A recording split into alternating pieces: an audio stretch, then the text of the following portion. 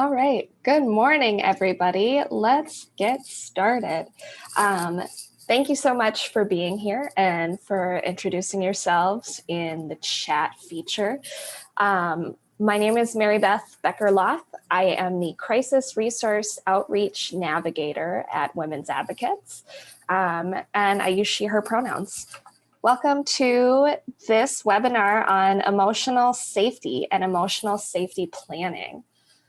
A few quick announcements and reminders before we really get started today. We are going to be sending a follow-up link and a follow-up email, which will include a link to a recording of the webinar.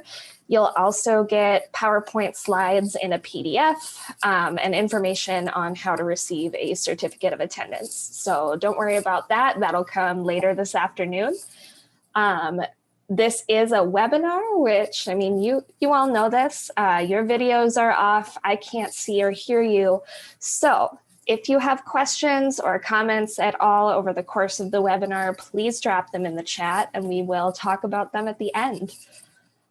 And again, before we officially dive in, I really want to acknowledge and extend so much gratitude to our American Sign Language interpreters, which are provided by Think Self, Minnesota Deaf Education and Advocacy, their specialized internship fellowship training program. So we're very grateful to have Think Self here with us this morning. And without further ado, let's get into it. This webinar is about emotional safety, what it means, how it works, what it looks like, and how to make an emotional safety plan. I'm from Women's Advocates. You already know this. You signed up for our webinars, but we are a nonprofit in St. Paul, Minnesota, and we offer a continuum of safety through our prevention programming, which is what you're tuning into right now, our emergency shelter, and our aftercare housing support services for victim survivors of domestic violence. We started 45 years ago as a legal advice helpline for women who were seeking divorce or domestic violence assistance. And so 45 years later, here we are. We've grown into 3 Victorian homes for our shelter services. And now we also have this worldwide outreach and education program that provides webinars like the one you're tuning into right now. So welcome, and we're really glad you're here with us today. In the next 90 minutes, so until 11:30 this morning, we're going to talk about emotional safety. These are the 4 sections that we're going to cover today. We'll talk about what emotional safety is, what it means, and why it's important. Then we'll take some time and do a couple of interactive activities about how emotional safety looks and feels for us. It could be different for different people, so we're going to dive into that. Next, we'll talk about the when and where. So which places deplete your emotional safety, or which places or people in your life restore your sense of emotional safety. And finally, we're going to wrap up by developing our own emotional safety planning tools. You can use some of our Women's Advocates planning tools as well, but you should leave this webinar with a good idea of how to create your own emotional safety plan, or help create one for others in your life, maybe clients, maybe friends or family. All right. Part 1, we're going to talk definitions. It's really important that we all have a shared understanding of what emotional safety means, because if we're not all on the same page, what's the point, right? So emotional safety it's a feeling. It is a feeling of safety and comfort that your innermost thoughts or feelings and experiences will be honored.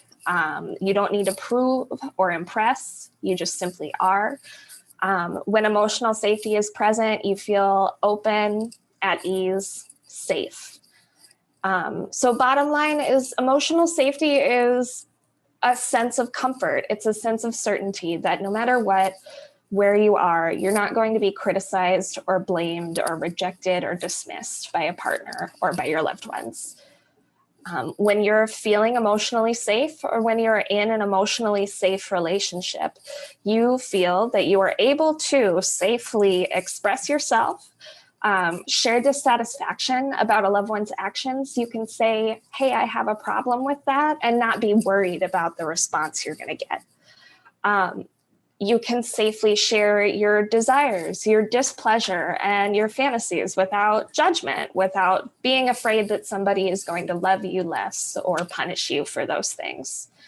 When you're emotionally safe or in an emotionally safe relationship, you can also share your personal insecurities and fears. You can bring up grievances in a conversation without fearing that it's going to escalate into a full-blown argument. So that's what safety is. And if we're going to talk about emotional safety and define that, we might as well define unsafety as well. I cannot find a more grammatically correct word for this concept of emotional unsafety. The opposite of safe is unsafe. I don't know if unsafety is a word, but we're going to assume that it is. So if you're feeling emotionally unsafe, or if you're in a relationship that is emotionally unsafe, you might feel like you have to prove yourself to earn the love and approval of people close to you. You might feel like the love you're experiencing is conditional. You may feel that something's wrong with the way you think and behave in your natural state. You may feel that just simply there's something wrong with the way you just are. You might be uneasy around new people because you might be worried that you can't trust anybody to accept who you are just as a baseline. And you might be afraid that you'll be criticized, blamed, or rejected by a partner or by loved ones for expressing your needs and desires. So in an emotionally unsafe relationship, you'd be afraid to express yourself fully and authentically because what if somebody leaves me? What if they judge me? What if I'm persecuted for who I am? You might be afraid to share dissatisfaction about a loved one's actions. Whereas if you're emotionally safe, you feel like you have the safety to say, oh, hey, I think that was messed up. If you're in an emotionally unsafe relationship, you might be afraid to say something or stand up for yourself because of fear of criticism or rejection or outright violence. You might be afraid to share your desires because you're worried they'll be judged.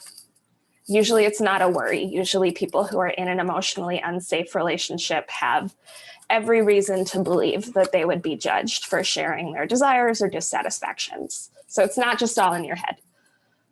You might also be afraid to share your personal insecurities and fears.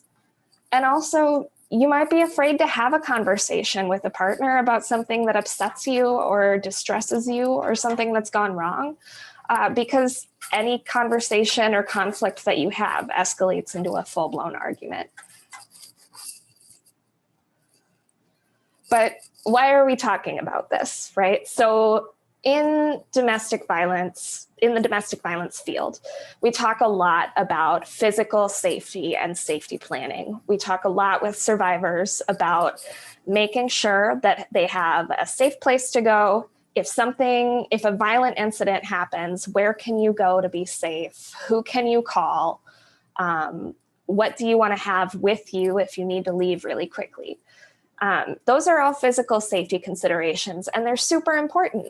But we all know as service providers that there's an emotional fallout to abuse. Survivors of domestic violence and sexual assault don't just carry physical scars. Survivors struggle with the emotional fallout of abuse all the time. Abuse victim survivors experience higher rates of depression and anxiety. Many deal with PTSD or complex PTSD. And survivors can be triggered by sights or sounds or smells, memories long after the abuse has passed. So even for folks who have long gone or long done histories of domestic violence, those emotional scars stay around for a long time. So it's really important for us to be talking about emotional safety because that's important long after the bruises have faded or long after the person has left an abuser for the last time. We also talk about emotional safety because people who use abuse wear down their victim's sense of self-worth and emotional well-being. Living in a 24/7 pattern of power and control, which people in domestic violence situations are living in, that can really break your spirit. So it's important to have a good emotional safety plan, and we'll talk about that. It's crucial to have an emotional safety plan to maintain resilience and a strong sense of self, because those two things can save you when you're stuck in an abusive relationship, or they can also help prepare you to leave. You're not going to leave if you don't think you're strong enough. And emotional safety is all about reinforcing that inner strength. We also talk about emotional safety for service providers, for folks who are dealing with vicarious trauma, or maybe survivor advocates who have this long history of abuse and are also in the helping profession. Advocates and other people in helping professions need to have a strong sense of emotional safety in order to do our work. We need ways to protect ourselves from vicarious trauma, and we need tools to handle the stories that we're asked to hold. I myself work on the crisis hotline at Women's Advocates, or on the live chat hotline at Women's Advocates. I hear a lot of really difficult stories. People call me on the worst day of their life. And so I have to figure out how to deal with that so that I can keep being on that end of the phone. Emotional safety planning has been crucial for me in my job, because I need to feel safe if I'm going to be going to work every day and hearing those things. So we've talked about what, and now we're going to check in a little bit on recognizing safe or unsafe, emotional safety, emotional unsafety. And it's really important to know, as you learn about emotional safety, it's so important just to be able to recognize the signs within yourself. We can recognize both physical and mental cues that can tell us if we're feeling safe or feeling stable. Our bodies can often tell before our minds do when we're feeling overwhelmed or unsafe. So we need to be paying attention to those physical signs, like the temperature, whether we're sweating or perspiring, how fast or how deep or shallow our breathing is, and our biological needs. All of the differences or the changes in those things can tell us something about how we're feeling inside. And if our safety is threatened. Same with mental cues. A lot of times, if you're emotionally unsafe, you might not be thinking about just one thought. You might be completely unable to focus. Your thoughts might be racing. So we also know, though, that everybody's got a different body. Everybody's got a different brain that works in a different way. Different people in different bodies and brains might notice different signs of safety or unsafety in themselves, because not everybody experiences feelings of unsafety or overwhelm in the same ways. And so we're going to do a little activity about that. But here is a little section of signs that you might need some emotional support, signs of potential emotional unsafety. And this comes from our emotional safety planning tool. We'll get into this later in the webinar, but an important part about that safety planning tool is figuring out what your signs are, what it looks like for you when you're feeling unsafe emotionally.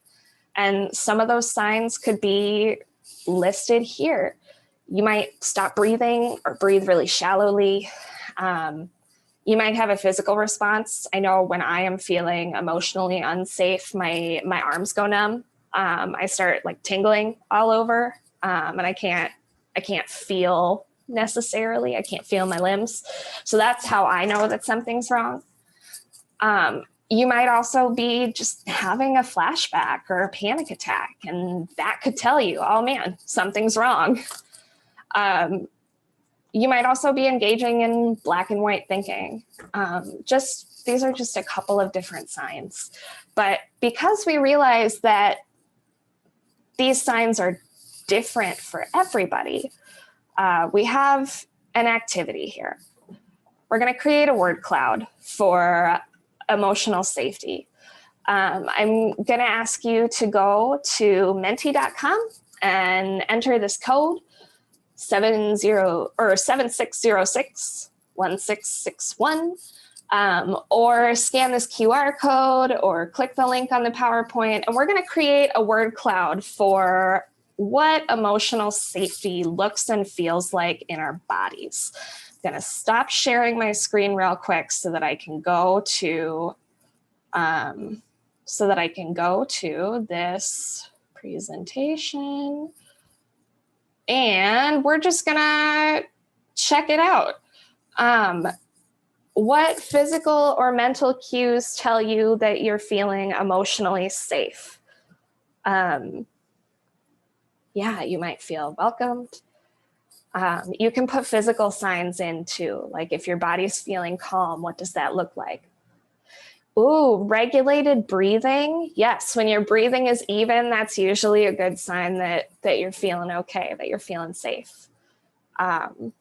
Laughing, I love that. I'm seeing a lot of comfort here, a lot of security and safety. Yeah. Easy breathing, regulated breathing. Isn't it amazing how our breath can tell us how we're feeling too? Taking a deep breath right now. But yeah, you should just be able to watch all of these different words populate on the screen. It's so cool to watch us all decide or watch us all talk about together what tells us how we're feeling. The cues that show us that we are feeling safe and okay. It does look a little bit different for everybody. One person's idea of emotionally or signs of emotional safety might be really different from another's. And so I thought it would be a good idea to do this in a word cloud. All right. And to that end, I'm gonna try this one now. We're gonna do another one about unsafety. So you can go to Menti again and use a different code this time. It's 1127-5785. And this time I would like you to put in the physical or mental signs that you're feeling unsafe. So what does that look like in your body? Oh, fear's really big. Nausea, yeah. Twitchy, intense. Yes, these are all physical signs. Yeah, we've got a lot of tense language here. Racing pulse. Yeah, racing heart, racing pulse. Twitching. Yeah. If anybody starts like shaking or trembling when they're feeling unsafe in their thoughts. Sweating, yes. I'm seeing a lot of things that indicate temperature changes. Warmth all over my body, a racing heart. Yeah, all of these things, like these feelings of warmth or of a sudden change in temperature. Some folks might feel cold all of a sudden. But yeah, thank you for sharing all of these different physical and mental signs of emotional unsafety. These might be easier to recognize in other people than they are in yourself. I know for me, the longer I do this job and the longer I work to feel in tune with my body and my mind, the easier it is for me to recognize, oh, hey, something's wrong or something's about to go wrong. But when you first start out doing that, it's really hard to think back and pinpoint, okay, this feeling is a sign, or this physical sensation is a sign that I might be feeling this way in my mind. That takes practice. And I think it's important for us to be looking at all of these, like looking at all the words in this word cloud and figuring out, oh, hey, yeah, I experience some of these when I'm feeling a certain type of way. And just keeping that in our back pockets, because a lot of times it's easy to tell when another person is darting around, or if they're sweating a lot, that, oh man, maybe they're going through something. But it's harder to do that when it's you who might be going through something. So thank you all for sharing all of your cues and your thoughts. I'm going to take us back to the presentation now.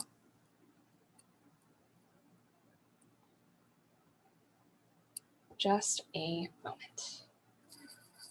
All right, we've done our word clouds. Go team.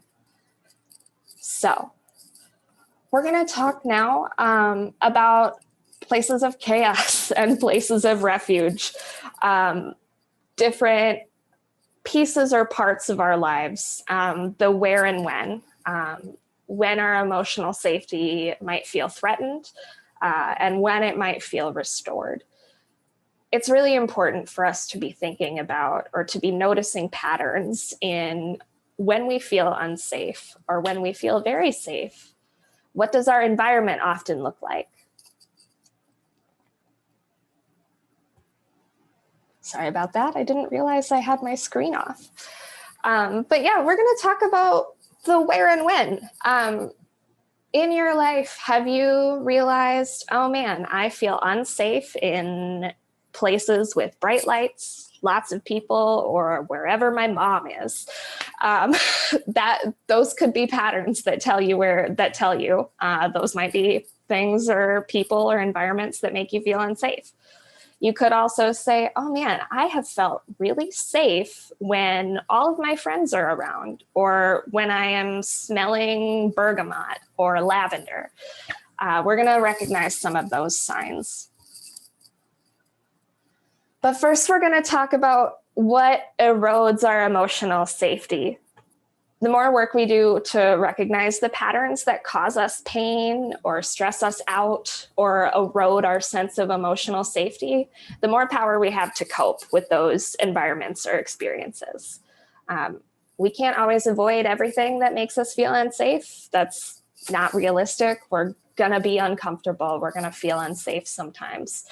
But we can learn to anticipate those feelings, and we can prepare to respond to them. We can develop helpful coping mechanisms that can help us deal with places or people that erode our emotional safety, which that'll keep us from going into a full-blown emotional crisis.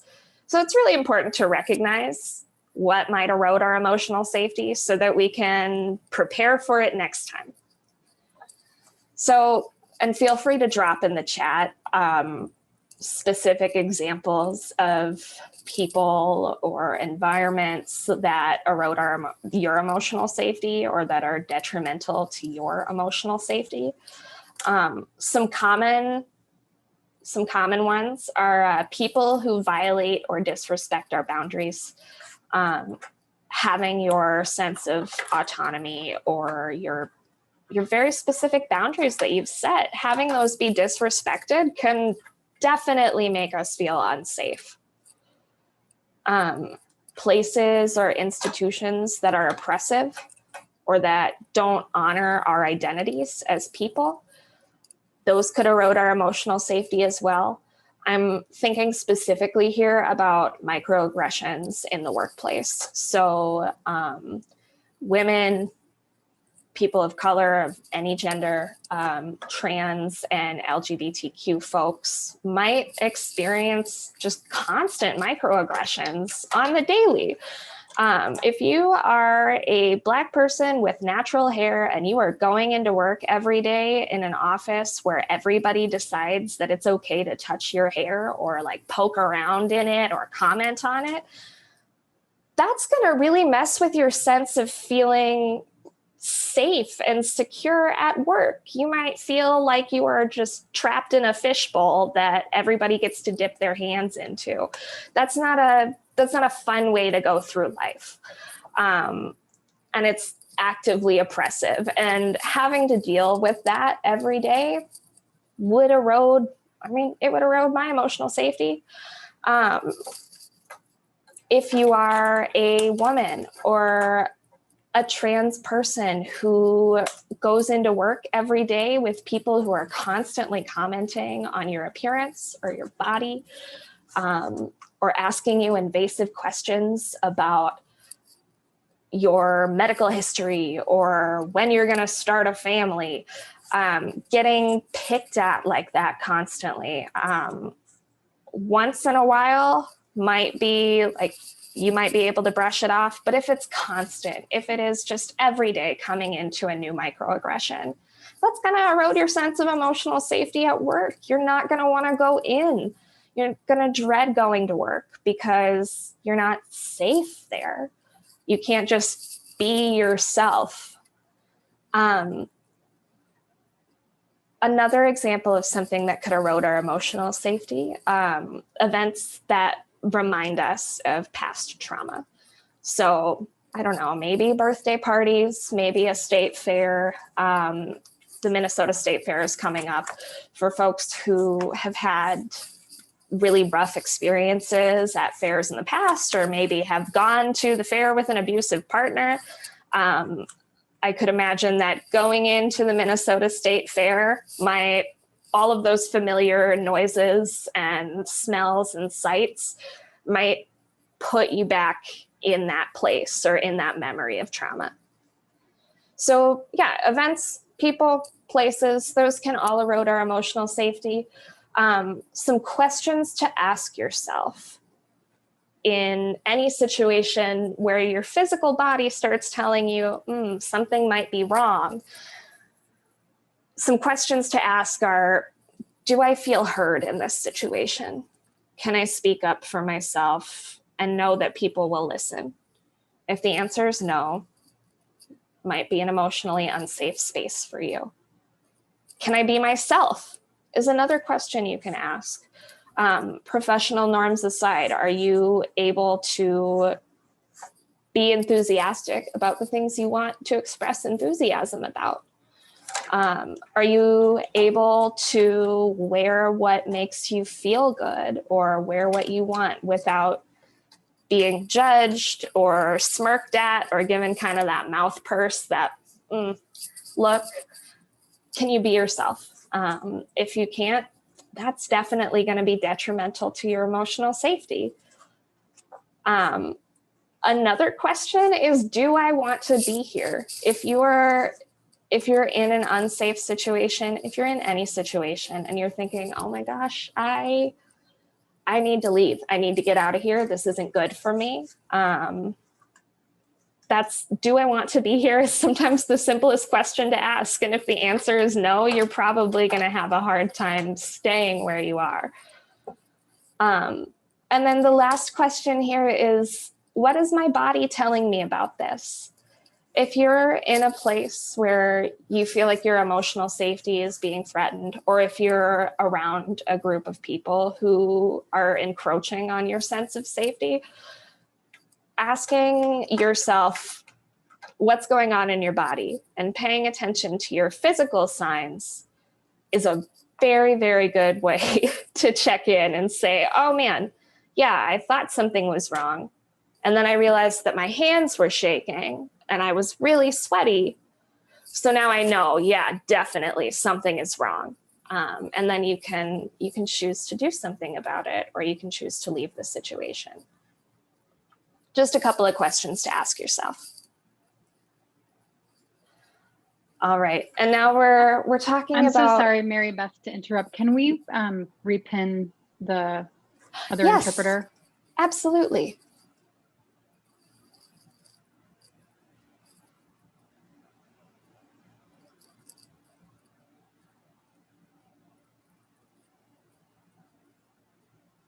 All right. Are we spotlighted? Okay, great. Thank you, interpreters. So there are also, we talked about what erodes our sense of emotional safety, what environments are conducive or are destructive to our emotional safety.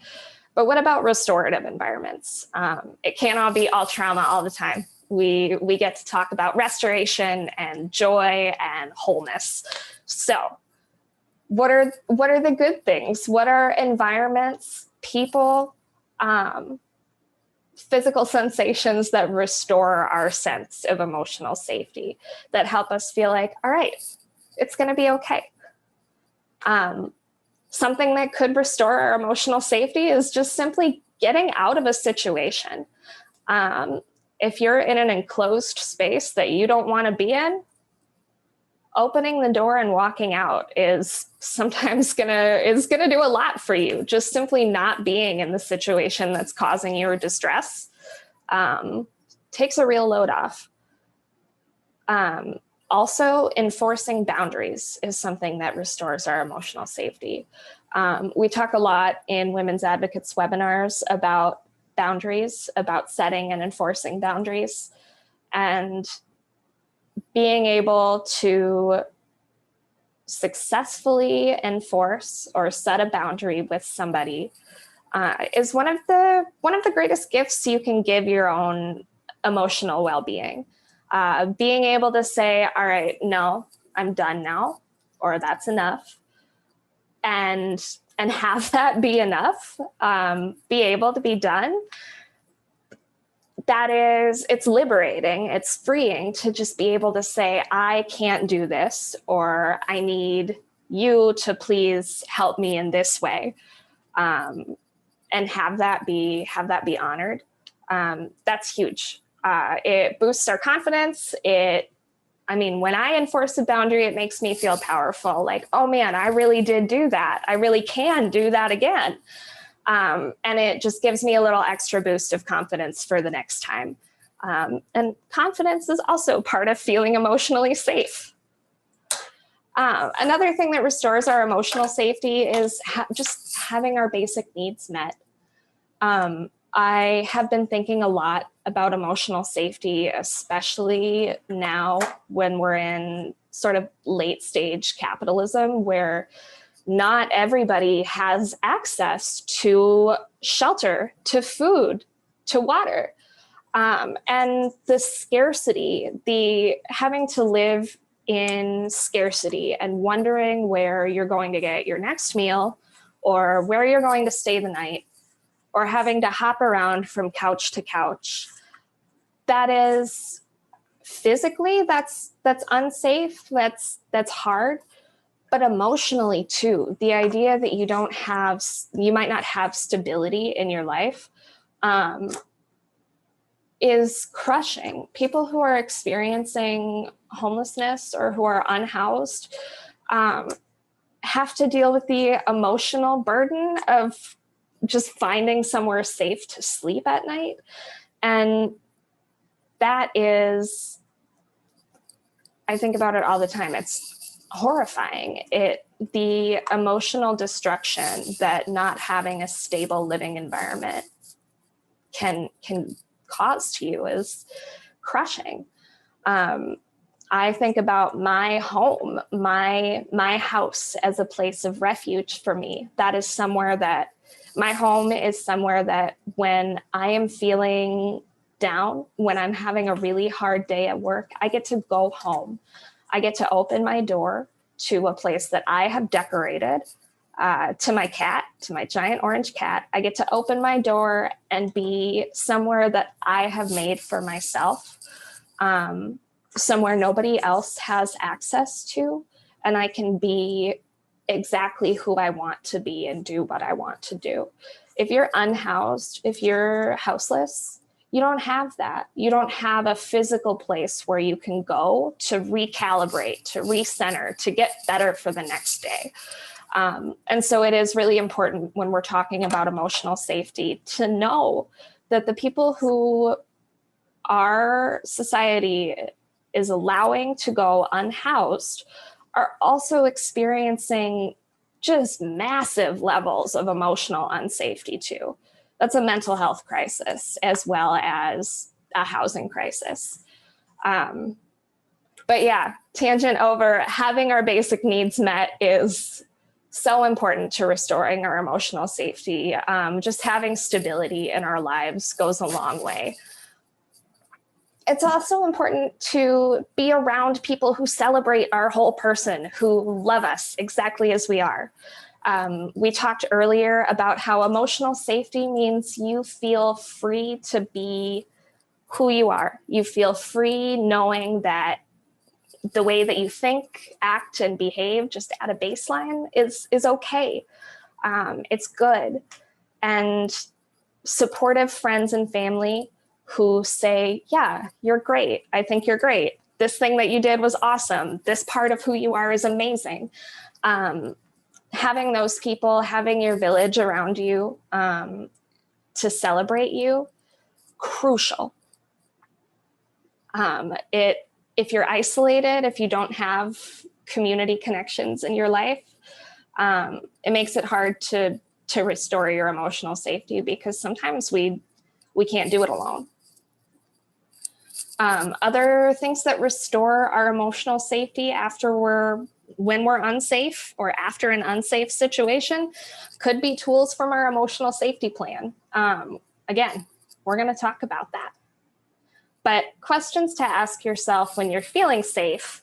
I wanted to include some of these questions just to get you thinking about, well, what can I learn from this feeling of safety or this incident where I'm feeling very safe? What parts of this can I carry over into next time? Or what can I bring with me? Questions to ask are, can I bottle this feeling for later? When I'm feeling really good, when I'm having a great time, I like to think, well, what parts of this can I hold on to or can I put in my pocket for a rainy day? It's important to think about the memories of good times and just stack those up, carry them with you so that when you are feeling unsafe, you can remember those good things. Asking yourself, what exactly do I enjoy about this time? Pinpointing the specific people who are with you, the place that you're in, the kind of music that's playing, maybe the food that you've got around you or the smells like a candle or something like that. What specifically is contributing to this feeling of safety? And can I take that with me or can I use that another time? Another question to ask again is, who's here with me? If I'm feeling safe, if I'm feeling emotionally comfortable and secure and good, I want to take note of who's around me when I'm feeling that, because those are people that I want in my life again. Those are people I want to keep around so that I can feel this good another time.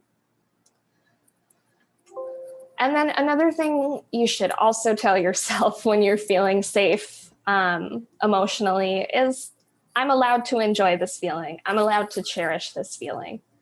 I think often, especially for folks who have a history of trauma or for people who are in helping professions, we might feel like we're not allowed to enjoy good things or to enjoy the feelings of safety and contentment that do come our way.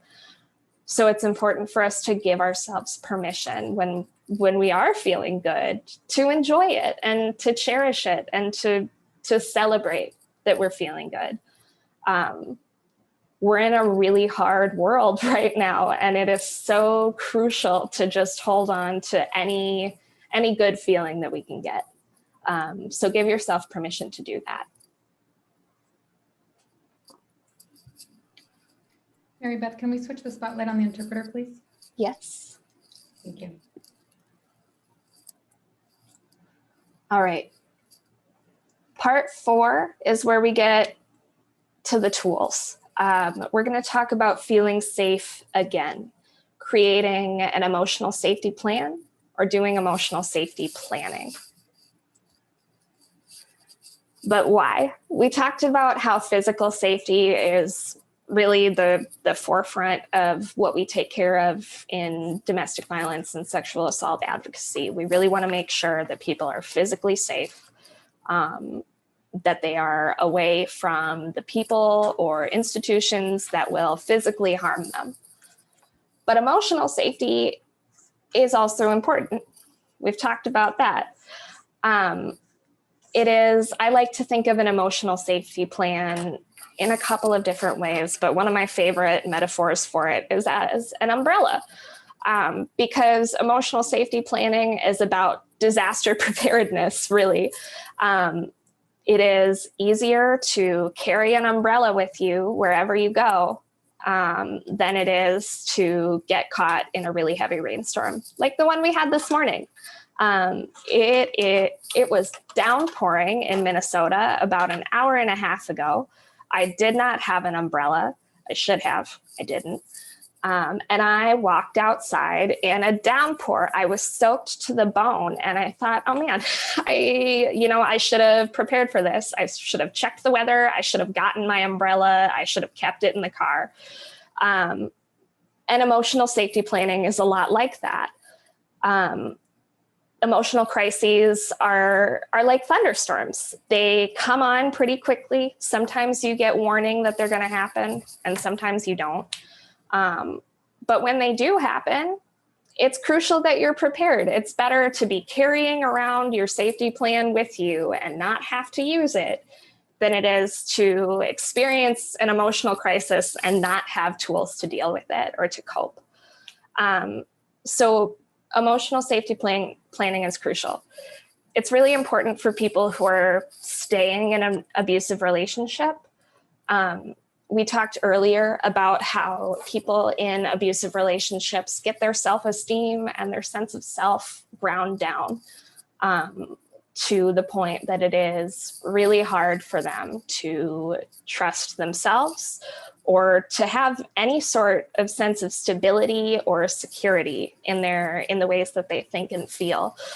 So giving survivors who are, or victim survivors who are living with their abusers still a way to, or strategies to cope with their emotions when they're being abused is really helpful, because that keeps them resilient. It gives them the inner strength to respond within to the abuse that they're experiencing.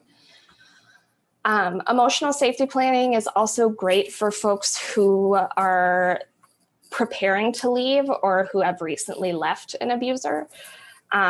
We know that that's a really difficult time and a very dangerous time for victim survivors of domestic violence, is when they're preparing to leave or right after they've already left.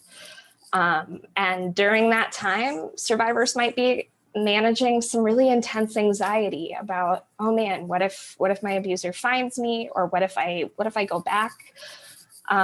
They might be triggered a lot by who knows how many different sounds, sights, memories, smells.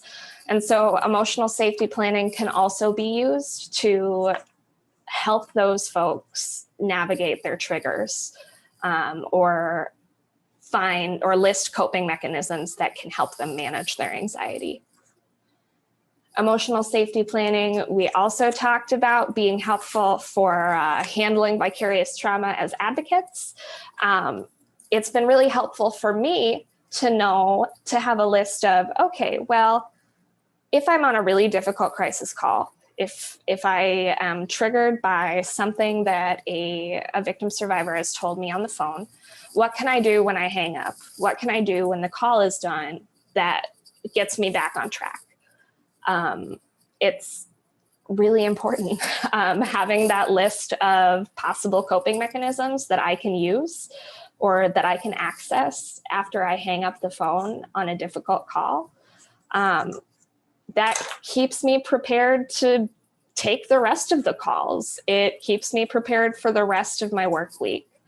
And it keeps me safe emotionally to engage in more calls or to keep showing up to work. We work in a really difficult field. You all know this. Secondary victimization and vicarious trauma is real. It is not in our heads, and it is just as important to deal with or to learn how to combat as primary victimization. So an emotional safety plan is like an umbrella in that way. You want to be prepared first. You want to carry it with you. You want to have it ready so that when something happens, you can open it up and be protected. I also like to think of emotional safety plans as a toolbox. Any good safety plan is going to be personalized. It's going to be unique to you, to your situation, your needs, your wants, your favorite things. It's going to be very, very personal. Not everybody's emotional safety plan is going to look the same. In fact, I would be surprised if anybody on this call had created a safety plan that looked exactly the same as somebody else on this call. We're all different. Different things make us feel safe. We have different favorite coping mechanisms or different ways that we respond to emotional unsafety or pressure. And the emotional safety toolbox is customizable. It is able to be changed for each and every one. So what goes in the box? We have a couple of different kinds of coping mechanisms or types of little compartments for the box. You might have physical items. It might be a physical box that you get out of your closet when you're having a rough night. And in the box could be some physical comfort items like a special blanket or a pillow. Maybe a candle with a very comforting scent, a lavender misty spray that you spray on your special blanket and wrap yourself up and smell like lavender and calm yourself down. It could have a comfort object in it, like a stuffed animal or, I don't know, another blanket, a plant, maybe, if you have a plant that you like to look at. In your emotional safety toolbox could also be a favorite snack or a beverage. If you really like chocolate-covered espresso beans, if they make you feel calm and safe, put those in the box. And when you're having a hard time, know that you have an emergency stash of chocolate-covered espresso beans to take out, have pop in your mouth, and feel good. You could also, I mean, this is not something you can fit in a box, but we did talk about having your basic needs met being something that is essential for emotional safety. So making sure that when you are feeling unsafe, you ask yourself whether your basic needs are met. Are you hungry or thirsty? If you are, can you eat? Can you get some water? Medication is also huge. If you haven't taken your meds and you need to, try doing that and see if it helps your feelings of safety. Another basic need that we have is the need for a safe environment. And so just simply changing your location, moving from one environment or situation to another that's maybe calmer or safer if possible. That can be a tool in your emotional safety toolbox, is just, can I change my location? We also have a couple of other types of safety tools that you can put in your safety plan or safety toolbox. Mental techniques, grounding techniques like box breathing, where you breathe in for 4 seconds or for 8 seconds, hold it for 4, breathe out for 8. A list of those types of techniques could be helpful. Sometimes when I'm feeling stressed out, I forget every grounding technique I've ever learned. And so it might be helpful for me to put that on a physical list and say, oh, well, have I tried box breathing? Have I tried sensory relief activities like a fidget spinner or like splashing my face with cold water? Checklists Also a good mental technique. If you find that your thoughts are racing when you're feeling unsafe and you are just spiraling the same thought over and over again and it's really distressing, making lists might be helpful. You could list different kinds of fruit, different names for children. Just list as many like categories or boggle or whatever that game is, where you list all of the types of a thing. Trying to do that could actually really help your brain just reset, slow down. So checklists like that could go in the box. Other things that might help would be music. If you have a favorite song or a calming playlist that you want to play when you're feeling really stressed out or unsafe, that could help. There are some people for whom meditation is really helpful. There are also some people who never want to meditate ever. And if meditation or grounding activities make you feel like you want to jump out of your skin, or make you feel wildly unsafe, don't put them in your plan. Your emotional safety plan is for you. So don't put anything in your safety plan or your physical safety toolbox that doesn't actually make you feel safe. Because that's the whole point, right?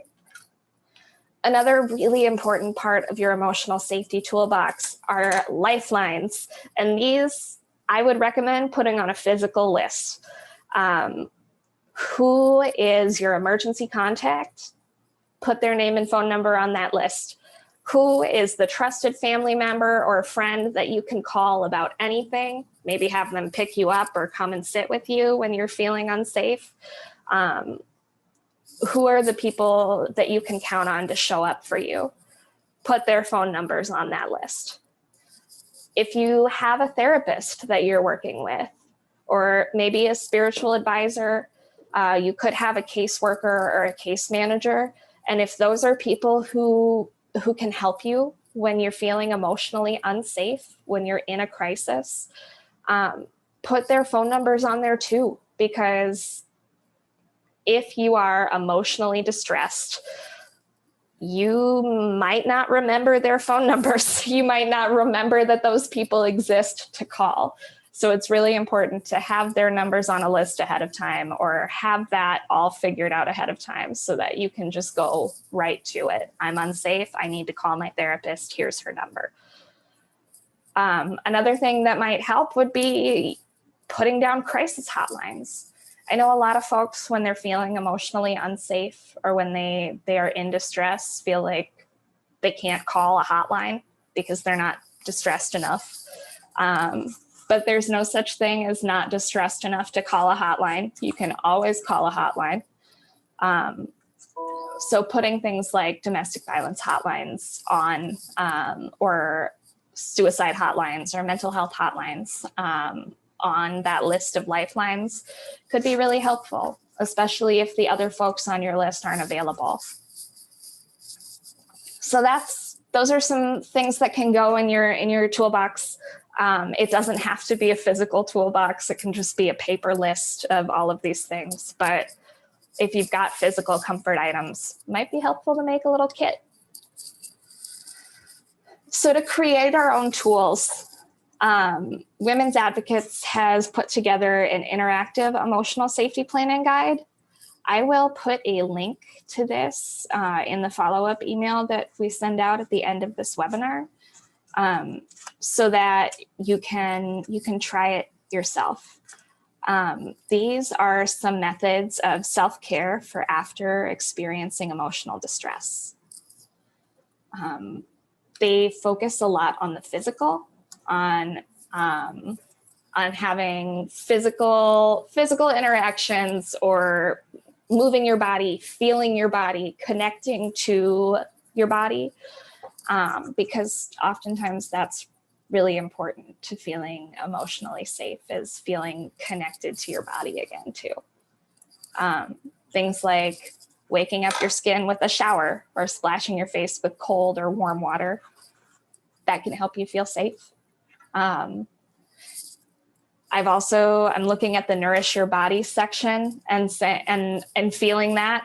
A lot of times when I find myself feeling anxious or uncomfortable or upset or unsafe, if I think about it a little bit, I'm usually hungry. It's usually because I need to eat something. And as soon as I have a snack or drink some water, I am right back to where I need to be. Yeah, just take a look at these. You can customize this plan for your needs or for what would be helpful to you. But these are some self-care tips that you can use that you can put in your emotional safety plan or your toolbox. There are also some strategies you can use, strategies you can put in your toolbox to ground you in the present moment, to, especially if you're feeling unsafe because you've been triggered or you're having a flashback. Some of these strategies here might get you back into the present moment, might get you out of those difficult, unsafe thought patterns. Things like moving, like running in place even. You don't have to go outside and run a marathon to get back into your body. You can just run in place for a couple seconds and see if that works. Doing something with your hands. If you are struggling with anxiety in a given moment, finding a way to keep your hands busy with knitting or fidget spinners, petting an animal if you've got one around. And if the animal is like able to be pet, you don't want to like go out and try to find a wild squirrel to pet and feel safe. That's not going to work. But if you've got a pet, petting an animal could help. Distracting yourself with other things that you might want to get done in a day. These are all strategies that you can use to get out of that ruminating thinking, or to get out of the thought spiral that you're in that's making you feel unsafe. So now that we've spent some time talking about emotional safety, I want to open up the floor to folks with questions.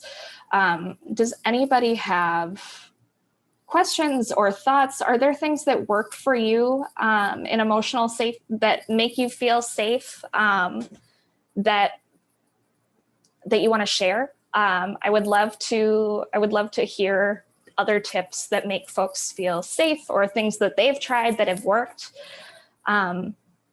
Drop them in the chat. If you've got questions, I'd love to hear them too. We have quite a bit of time, so go for it. I planned for an hour and we have an hour and a half. So if you've got questions, I would love that. Myra in the chat says, I like to listen and do positive affirmations in the morning. That's great. Just starting your day off with a positive affirmation can really gets things on the right track right away in the morning. Meditation being something that helps people feel safe. Yeah. Tapping activities. Yeah. I do want to point out the tapping technique that can help people. It's a vagus nerve activity. Mary Beth, we're going to switch. Can you? Yep, we're going to switch out. All right. Oh, I love, everybody is sharing so many unique ideas to feel safe. Reading, puzzle games on your cell phone. I didn't think about that, but yeah, that's a great idea. A great way to feel safer or to calm your mind. So somebody asked, said in the Q&A, I think that during difficult times, really learning to be self-aware helps to put things more into perspective. And I totally agree. We were talking about how we have to pay attention. We can't, it's really hard to do something about our feelings of unsafety and to get ourselves feeling safe again if we don't know that we're feeling unsafe, you know? We have to be paying attention. We have to know our body's signs, or our thought patterns that tell us if we're feeling unsafe or having a hard time. We have to be really intentional about how we feel and how our body feels, what we're thinking about, and connect the dots from physical sensation or thought pattern to feeling of safety or unsafety. Making those connections is crucial, and that comes with time. It comes with practice, a lot of intentional paying attention to our bodies. So thank you for that. Jennifer is asking, what advice do you have for children that have experienced child abuse or child sexual abuse? Should children create an emotional toolbox? I think that would be really helpful. As a kid, kids might feel out of control, or like they don't know how to respond to what's happening in their bodies. A child feeling unsafe, they might be feeling unsafe for the very first time, and not know what to do with that. So I think it is important if you work with children, if in your day job as a helping person, or if you are a parent, I think it might be really important or worthwhile to sit down with a child and say, sometimes we don't feel safe, or sometimes we feel icky or confused or scared and we don't know why. And work through with the child places or people they can tell or go to. Say, hey kid, do you have a favorite stuffed animal that you want to squeeze when you're feeling scared? It's really important, I think, Jennifer, for kids to have access to an emotional safety toolbox. Even if they're too little to understand the neuroscience behind it, or if they're too little to understand why they're feeling how they're feeling, they still deserve to be safe. And so I think talking with children about emotional safety is really important. Please feel free to drop other questions in the chat as well. I know Sonia mentioned the 5-4-3-2-1 method as a tool that they use to calm themselves, to exercise emotional safety. The 5-4-3-2-1 method, I don't know if everybody's clear on it, but it is listing practice. So you name 5 things you can see, 4 things you can hear, 3 things you can touch, 2 things you can smell, and 1 thing that you can taste. And that is really helpful if you're experiencing like a thought spiral, or if you just can't focus. That's a really great way to ground yourself in the present moment. And yeah, those grounding activities, great for emotional safety. Deb says, speaking to my inner child is helpful for her emotional safety. Yeah, I think, and I don't do a lot of inner child work. I didn't plan to talk about that very much today, but yeah, in our adult bodies, when we're feeling unsafe or scared, we might feel like a child again. We might feel too small for the big world around us, or we might feel like our feelings are too big for our bodies. I know when I'm afraid, or when I'm panicking, I feel like I'm 8 years old again, and I have to talk my inner child down and say, no, it's okay. You're a big kid now. You're grown. It's okay to feel like this. And here's a blanket, here's a snack, here are some things that you can do to keep yourself safe or to make yourself feel a little bit better. When we're experiencing emotional unsafety, it's so important to try and remember, if we can, to be compassionate to ourselves, to treat ourselves like we would a child who needed our help, or a best friend, or a family member we love very much.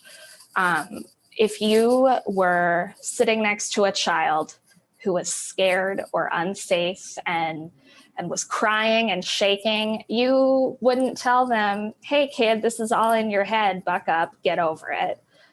You wouldn't do that unless you were a monster. You wouldn't do that. You would sit down with that child and you would tenderly say, hey, it's okay.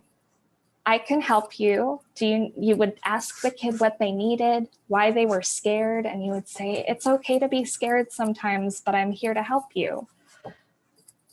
So do that with yourself. You are the little child next to you who's having a hard time.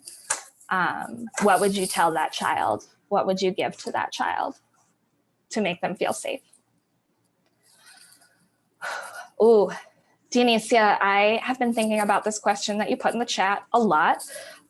What are some methods or ideas about maintaining emotional safety in environments that are emotionally unsafe, like work, class, or family functions? Because you're right, we can't always change the people we're interacting with, and we can't always leave a situation. So how do we insulate ourselves from the impacts of their choices or of being in that unsafe space? I think about this a lot, especially in the context of my job. On the crisis hotline, I get a lot of calls from people who are looking for shelter space because of domestic violence. And our shelter is very often full. So what I have to tell people is we don't have space available. I'm sorry. And at that point, if the person on the other end is receptive, I walk through, all right, well, I say to them, okay, well, we don't have shelter right now. We might not for a while.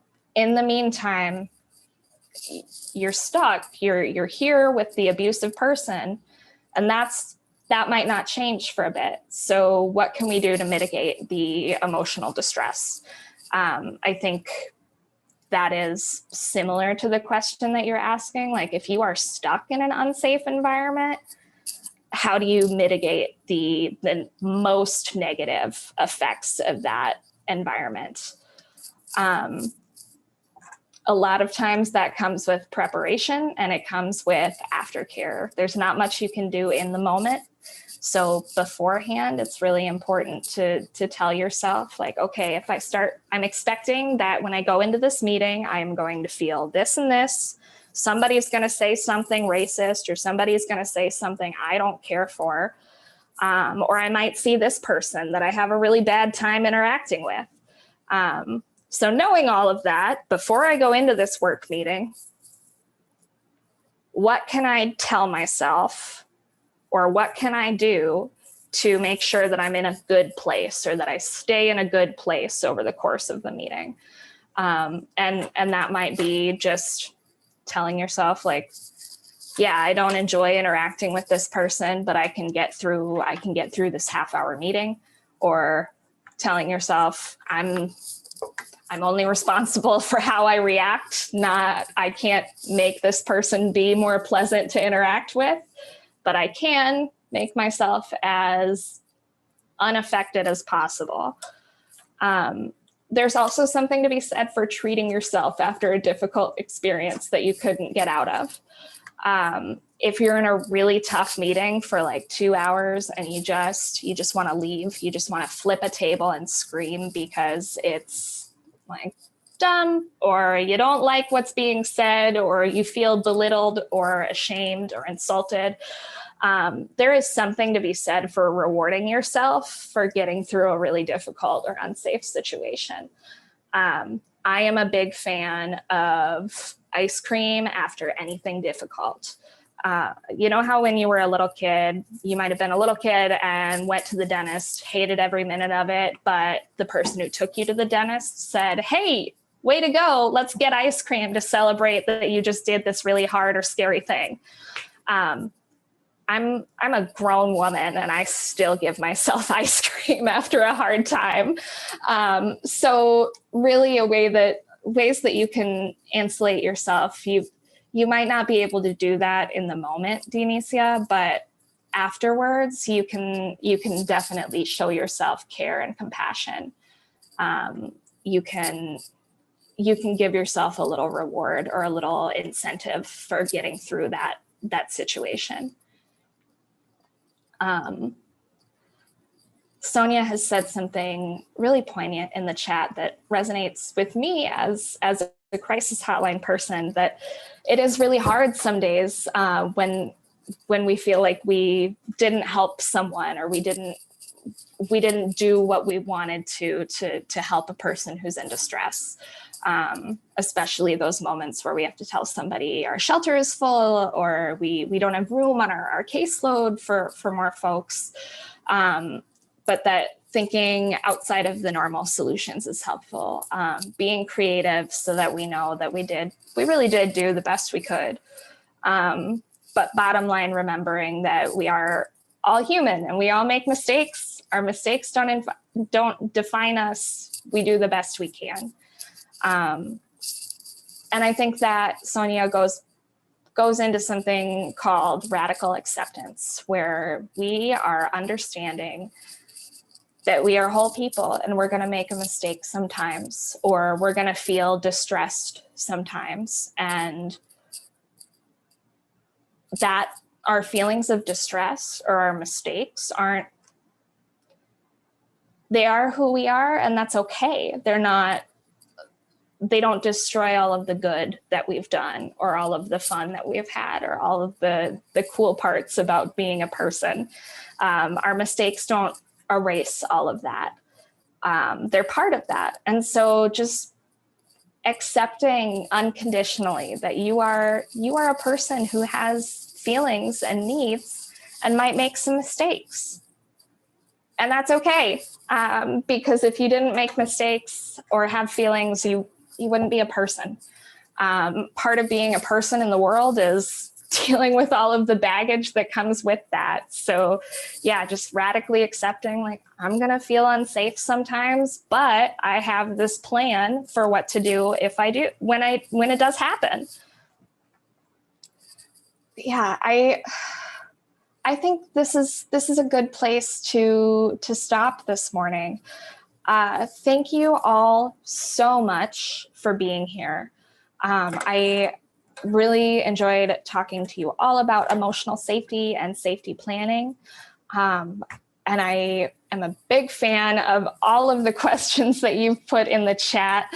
I am going to stop sharing my screen real quick because I need to put in for you a closing link. I'm going to include a link to our post-webinar survey, which please fill out. This is my first webinar doing on my lonesome, without other folks running the chat or the technicals. So please tell me how it went, what you would like to see more or less of.